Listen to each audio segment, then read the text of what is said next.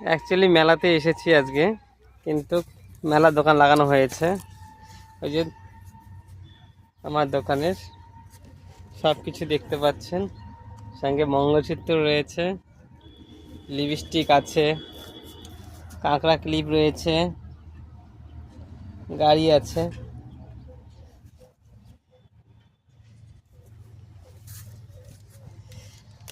এই যে baby doll রয়েছে সঙ্গে, আমি তো আছি সঙ্গে। প্লাস মেলা চালু হয়েছে অনেকক্ষণ হলো, কিন্তু অ্যাকচুয়ালি এখনও দোকান টোকান কিছু খোলেনি। খুলবে দোকান, সব দোকানই খুলবে কিছুক্ষণ পর। নাগের দোলাও আছে, নাগের দোলা ঘুরবে কিছুক্ষণ পর। বলতে কেবল সবে মাত্র 3টে বাজে, তো তাই।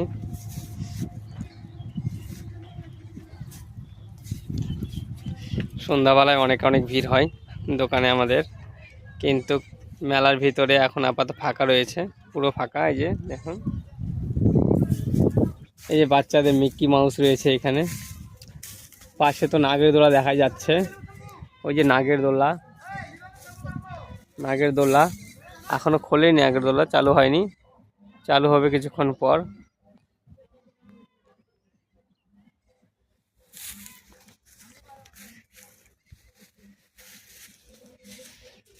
তাই ভাবছি কিছুক্ষণ রয়েছি, এখন ফাঁকা ফাঁকা আছে তো একা একা, ওই জন্য একটু ভাবছি ভিডিও বানিয়ে ফেলি।